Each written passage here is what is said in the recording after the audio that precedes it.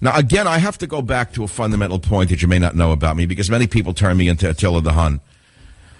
I am the son of an immigrant. I am, in essence, a first-generation American.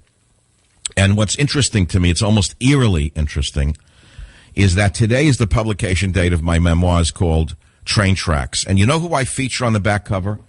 It's a picture of my grandfather, who I never met because he came here and died, working his heart out so that his grandson, who he never met, could have a better life. And this book, Train Tracks, is heartbreaking for me because he fled the Bolsheviks of Russia. That's right. My grandfather, who fled the Russian Revolution to come here for a better life for his son, his daughter, and his grandchildren, who he never met, unfortunately, would probably be shocked to see that the very Bolshevik nation that he ran from is emerging here in the United States of America. And I want you to understand where I am coming from. Many of you think this is an extremist point of view, that Obama's really moderate, this is hysteria, this is alarmism. Let me explain something to you. Extremist regimes are never extremist overnight. It is by degree that they become extreme. Do you understand that? Let me give you a case in point. We will use the Soviet example. The Russian Revolution occurs. After the Russian Revolution, there are a series of dictators, and there arrives on the scene Stalin, the steel man. Stalin, not overnight, but through a period of time, decides that the government can run things better than individuals. Russia had been self-sufficient in terms of feeding itself, food, great, vast areas of wheat, vast stores of grain, vast herds of animals, and the Russian people were able to feed themselves. Stalin said, I can do better than that.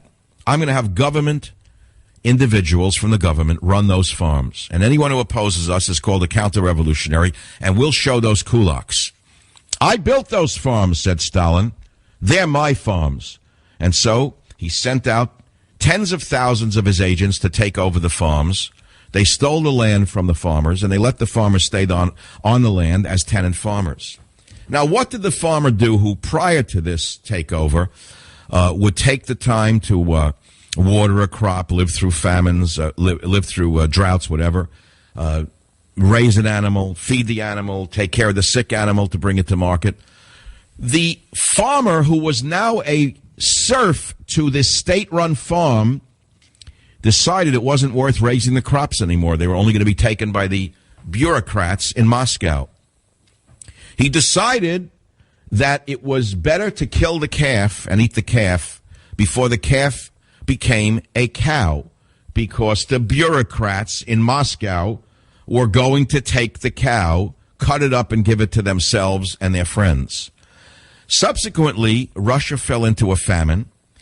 Millions and millions of Russians died. I think the number was 30 million people died under the socialist regime of Stalin. 30 million Russians died from starvation, starvation, not war. It got so bad that we were sending them wheat from our wheatlands here in the United States of America.